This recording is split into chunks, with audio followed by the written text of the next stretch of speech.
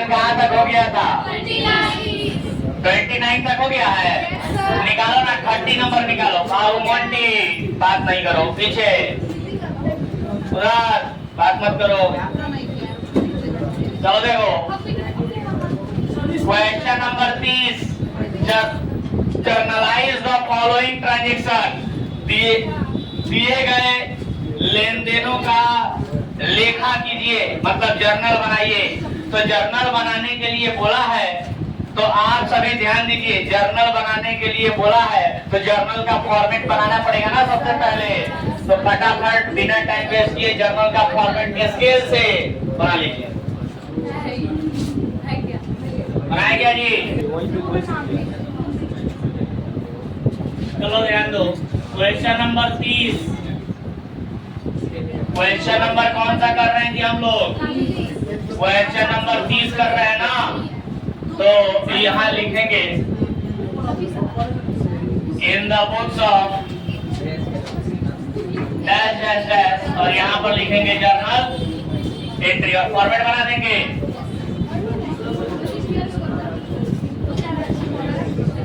पहला कॉलम किसका होता है बताओगे? डेट, उसके बाद पार्टिकुलर, उसके बाद डेबिट, उसके बाद एलएफ, और फिर डेबिट अमाउंट, और फिर क्रेडिट अमाउंट। कोई दिक्कत किसी को? चलो यहाँ डेट नहीं दिया है तो क्या लिखेंगे बताओ? Serial number. किसी को कोई दिक्कत? चलो तो शुरू करते हैं पहला ट्रांजेक्शन। और पहला ट्रांजेक्शन आप सभी किताब में देख सकते हैं। क्या दिया है बताइए? क्या दिया है बताइए? पहला, an employee stole away goods worth ₹1000 and cash ₹500 and is now absconding. सारे शब्दों का मतलब समझिए। कहता है एक ऐसा एम्प्लॉई है जिसने गुड्स चुरा लिया है। क्या चुरा लिया है? गुड्स चुरा लिया है। कितने रुपए का? 1000 रुपया का। केवल गुड्स ही नहीं चुराया है, साथ में कैश भी चुराया है। एंड इज नाउ एब्सकॉन्डिंग, यानी अब वो गायब है, फरार है। एब्सकॉन्डिंग का मतलब होता है फरार होना, गायब होना। समझ के बाद माने गुड्स और पैसा निकाला बिजनेस से, लेके फरार, गायब है, दिख नहीं रहा इसको। 9-2-11 हो गया है, मिस्टर इंडिया हो गया है। समझ रहे हो बात? तो कुल मिला जुला के यहाँ पर गुड्स और कैश का चोरी हुआ है, तो सर उसका एंट्री हम लोग करेंगे ना। गुड्स और कैश का चोरी हुआ है तो उसका एंट्री करेंगे ना, फरार होने का एंट्री थोड़ी करेंगे। गुड्स और पैसा चुराया है उसका एंट्री किया जाएगा। तो आप तो जानते हैं एम्प्लॉई चुराया है तो क्या हुआ? उसको चोर नहीं कहेंगे क्या? उसको चोर कहेंगे। और हमको नुकसान हो गया ऐसा कहेंगे। चोरी की वजह से नुकसान हो गया तो बताओगे क्या लिखेंगे? लॉस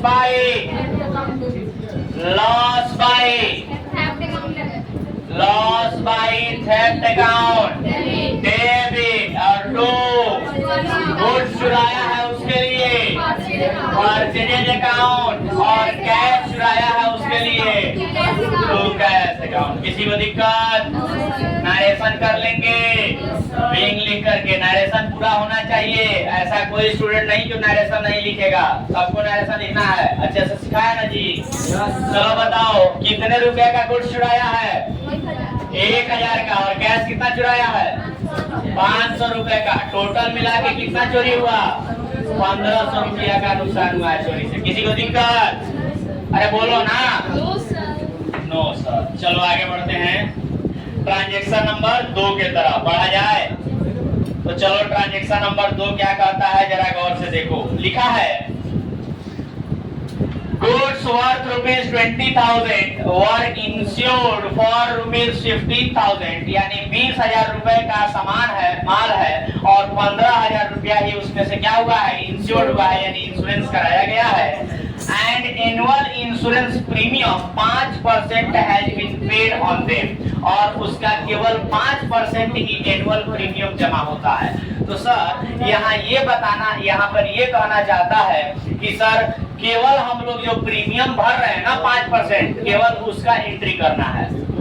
तो 5% कितने रुपए का, तो जितने का इंश्योरेंस हुआ है, कितने रुपए का इंश्योरेंस हुआ है, माल जरूर 20,000 रुपए का है लेकिन इंश्योरेंस सिर्फ और सिर्फ 15,000 रुपए का हुआ है। तो 15,000 रुपए का 5% प्रीमियम भर रहे हैं और केवल 5% प्रीमियम ही एंट्री में लिखा जाएगा, क्योंकि प्रीमियम भरना हमारे लिए क्या है, प्रीमियम भरना हमारे लिए खर्चा होता है। क्या होता है, खर्चा, और खर्चा को लिखेंगे ना हम लोग। तो चलिए लिखते हैं सर, दूसरा एंट्री यहाँ किया जाए क्या, चलो दूसरा एंट्री बताओ।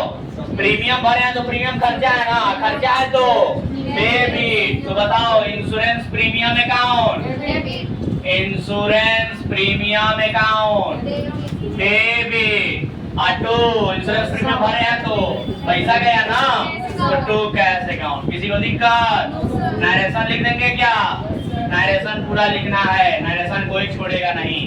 चलो लेकिन आपको पता होना चाहिए ना कि वो प्रीमियम का अमाउंट कितना है, तो उसके लिए वर्किंग नोट आपको करना पड़ेगा। क्या करना पड़ेगा, वर्किंग नोट करना पड़ेगा। तो वर्किंग नोट नंबर 1 किया जाए क्या, अरे बोलो ना, तो ऊपर लिखे यहाँ पर वर्किंग नोट नंबर 1।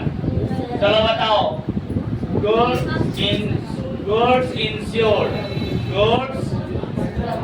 इंश्योर्ड बराबर कितना रुपया, 15,000।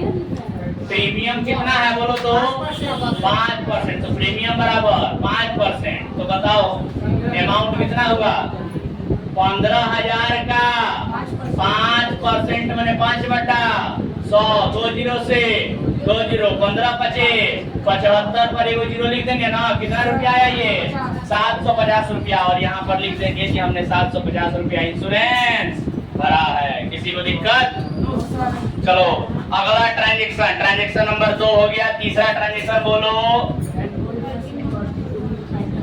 तीसरा ट्रांजेक्शन, an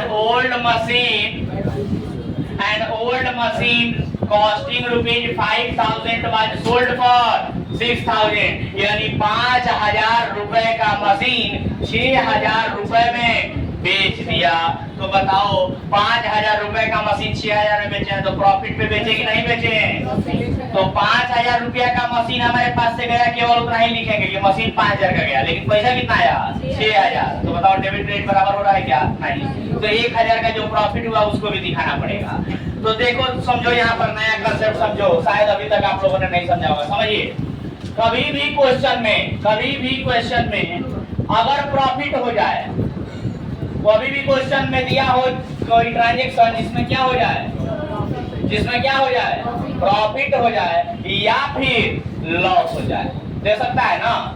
कोई भी ऐसा क्वेश्चन दे सकता है जिसमें या तो प्रॉफिट हुआ हो या तो लॉस हुआ हो। तो कभी भी केवल प्रॉफिट या केवल लॉस अकाउंट नहीं लिखा जाता है, बल्कि दोनों को एक साथ मिला करके ऑलवेज, चाहे प्रॉफिट हुआ हो चाहे लॉस हुआ हो, दोनों को एक साथ लिखा जाता है। इस प्रकार से प्रॉफिट एंड लॉस अकाउंट। आया क्या बात समझ में। अब सर पता कैसे चलेगा, दोनों लिख दिए हैं प्रॉफिट एंड लॉस अकाउंट, पता कैसे चलेगा कि प्रॉफिट हुआ है कि लॉस हुआ है। तो सुनो, प्रॉफिट हो चाहे लॉस हो, कौन अकाउंट, नॉमिनल अकाउंट, जानते हो ना।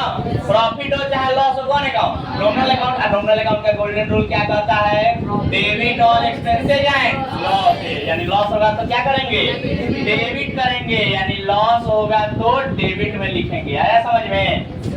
तो अगर लॉस हुआ होगा तो प्रॉफिट एंड लॉस अकाउंट को डेबिट में लिखा जाएगा। समझ के बाद, अगर लॉस हुआ होगा तो प्रॉफिट एंड लॉस अकाउंट को डेबिट में लिखा जाएगा। उसका ठीक उल्टा, अगर क्वेश्चन में प्रॉफिट हुआ होगा तो आप लोग को याद है ना नॉमिनल अकाउंट का, debit all expenses and losses, लेकिन क्रेडिट ऑल इनकम गेन्स का मतलब क्या होता है, प्रॉफिट। तो बताओ इसको क्रेडिट करेंगे कि नहीं करेंगे।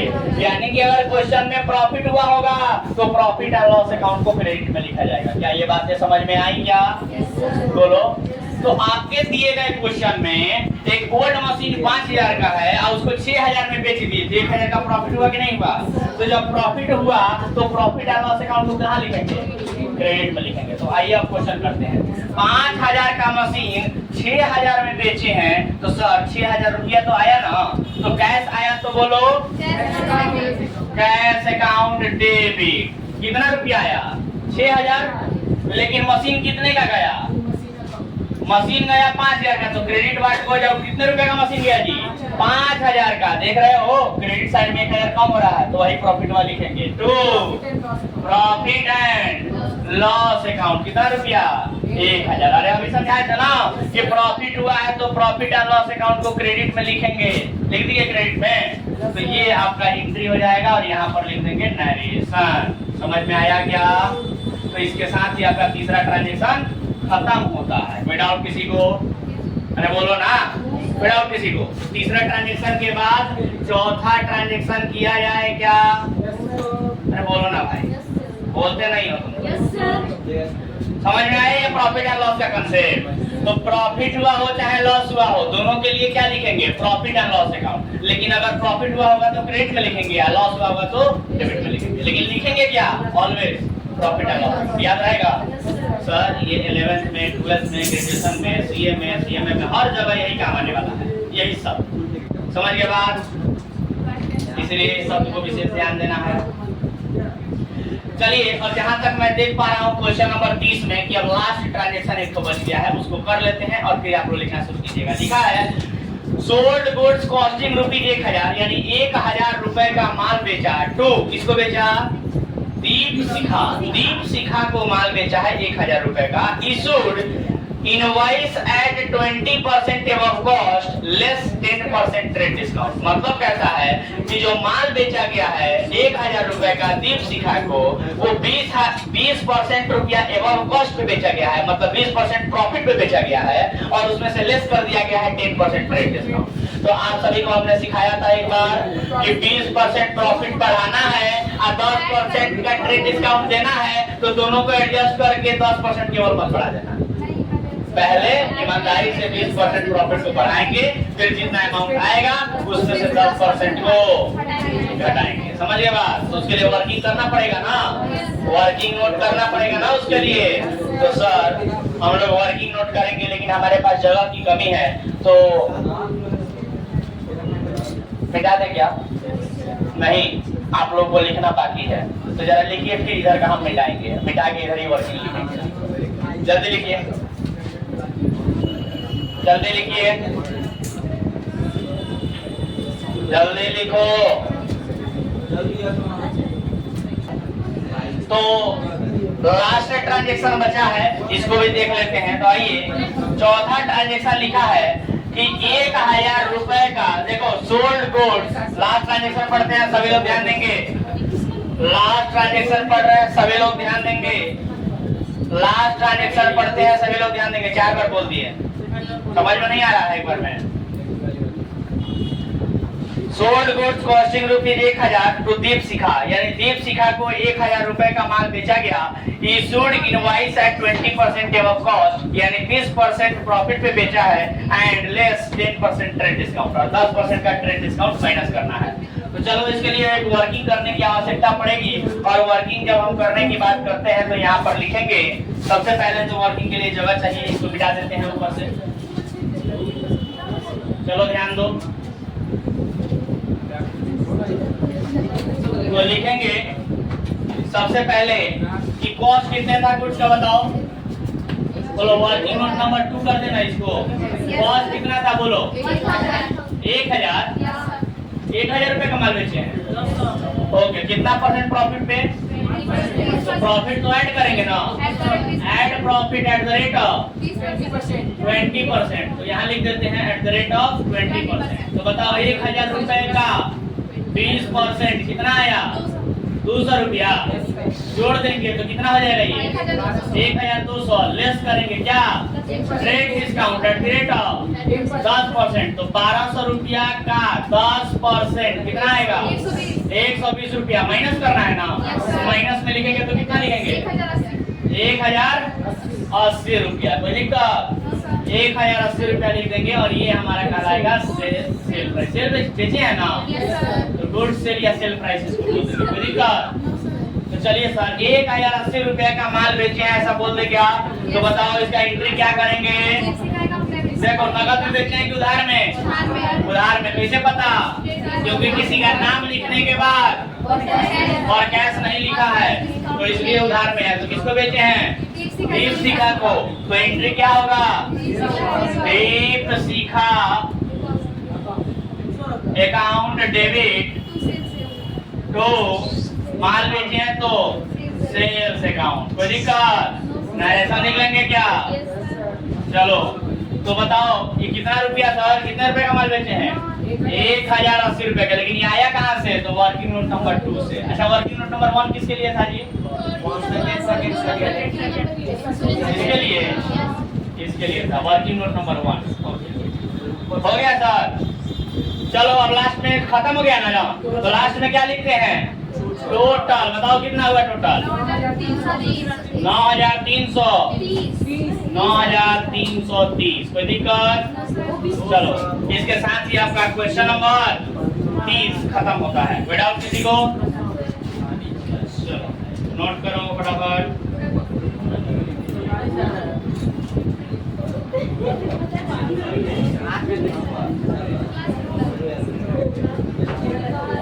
तो क्वेश्चन नंबर 31 बनाइएगा या हम बना के दिखाएं? बोलो ना। हो जाएगा?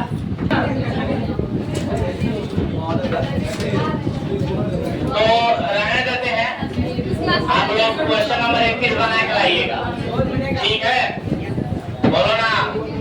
तो मेरे तरफ से आज के लिए इतना ही। मिलते हैं अगले क्लास में। तब तक के लिए टाटा बाय बाय।